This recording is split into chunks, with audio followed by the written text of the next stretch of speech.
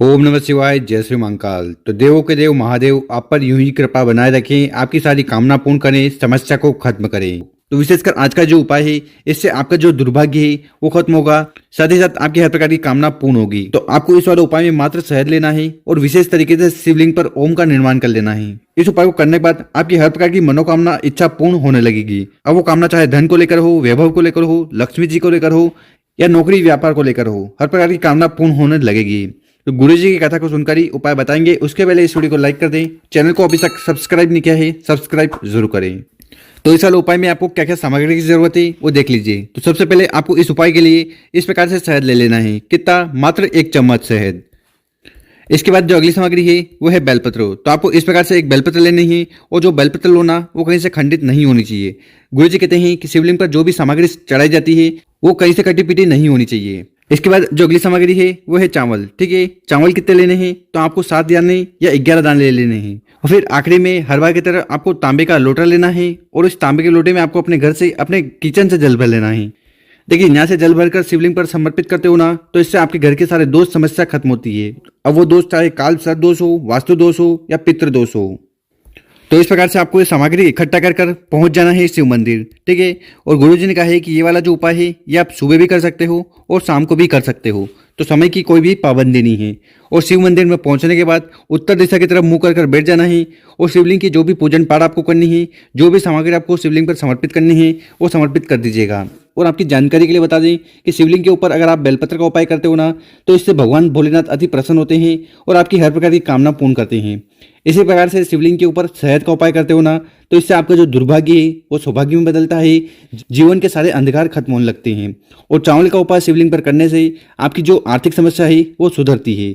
तो इस वाले उपाय में आपको करना क्या है कि आपके पास जो तांबे का लोटा है ना जिसमें आप अपने घर से शुद्ध जल भर के लाए हो, उस तांबे के लोटे को उठाना है और धीरे धीरे कर पूरा का पूरा जल आपको शिवलिंग के ऊपर समर्पित कर देना है। ओम नमः शिवाय, श्री शिवाय नमस्तुभ्यम का स्मरण करते हुए यहाँ पर जल चढ़ाओगे तो जल बहता हुआ जलाधारी की तरफ से नीचे आएगा। तो यहाँ पर अपना सीधा वाला हाथ रखकर उस जल को इकट्ठा कर लेना है और इस जल को आपको अपने कंठ, मस्तक और नैनों पर लगाना है। इससे आपके जीवन की सारी समस्या खत्म होगी और कामना पूर्ण होगी। जल को समर्पित कर दिया। इसके बाद आपके पास जो शहद है, ठीक है, इस शहद को अपनी अनामिका उंगली में ले लेना है। अब ये अनामिका उंगली कौन सी है? देखिए स्क्रीन पर देखिए, ये जो सबसे छोटी उंगली के पास में उंगली है यही अनामिका उंगली है। तो इसमें आपको शहद ले लेना है और इस प्रकार से आपको शिवलिंग के ऊपर सबसे पहले ओम का निर्माण कर देना है। ठीक है, अनामिका उंगली में शहद लेकर शिवलिंग पर ओम बना देना है। इसके बाद आपके पास जो एक बेलपत्र है ना उसको उठाना है, अपने हाथ में रखना है और आपको भगवान भोलेनाथ से प्रार्थना करना है, हे शिव शंभु, हे त्रिकालदर्शी, हमारी ये कामना है इन्हें पूर्ण करें।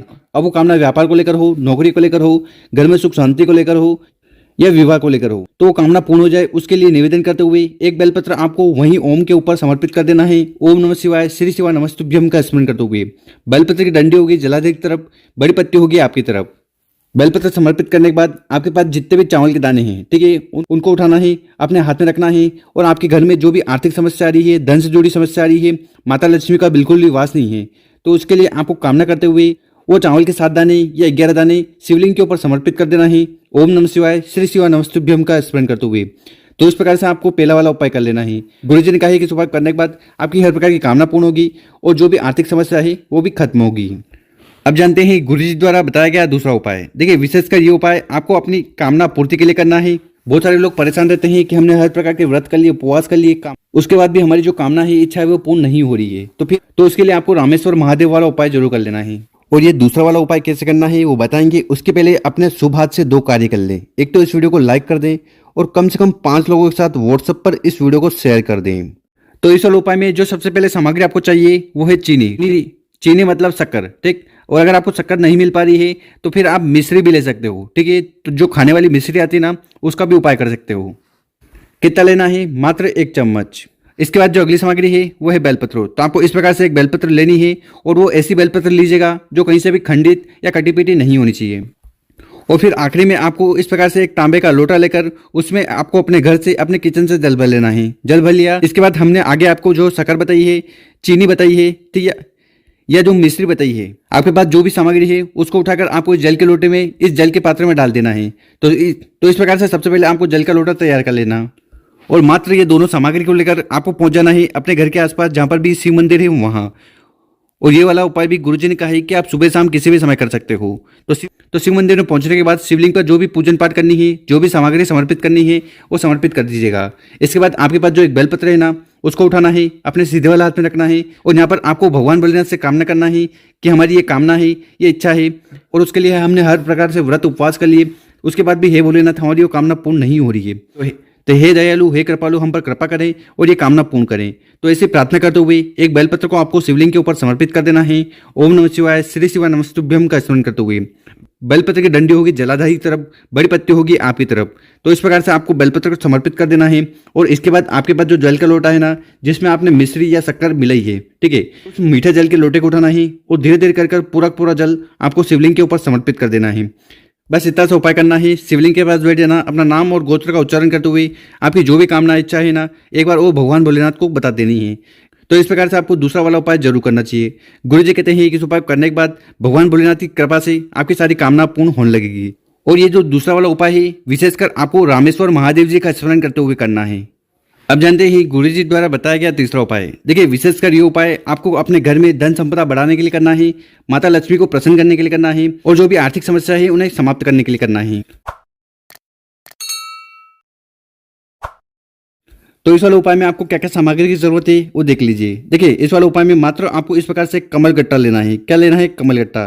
देखिए, ये जो कमल गट्टा है ना, ये माता लक्ष्मी को बहुत ज़्यादा प्रिय है, तो आपको मात्र एक कमल गट्टा ले लेना है।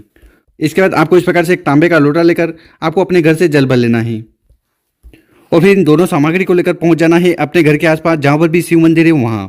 और ये वाला जो उपाय है ये आप चाहो तो अपने घर पर भी कर सकते हो। तो सुबह शाम किसी भी समय इस उपाय को कर लीजिएगा। और शिव मंदिर में पहुंचने के बाद उत्तर दिशा की तरफ मुंह कर बैठ जाना है और शिवलिंग की जो भी पूजन पाठ करनी है, जो भी सामग्री समर्पित करनी है वो कर दीजिएगा। उसके बाद आपके पास जो एक कमलगट्टा है ना, उसको उठाना है और उस जल के पात्र में, उस जल के लोटे में डाल देना है। तो इस प्रकार से आपको एक कमलगट्टा वाला जल तैयार कर लेना है और फिर इस जल के लोटे को उठाना है और धीरे धीरे कर पूरा जल आपको शिवलिंग के ऊपर समर्पित कर देना है। ओम नमः शिवाय, श्री शिवाय नमस्तुभ्यम का स्मरण करते हुए और जो कमलगट्टा है उसको उठाकर आपको शिवलिंग के ऊपर रख देना है।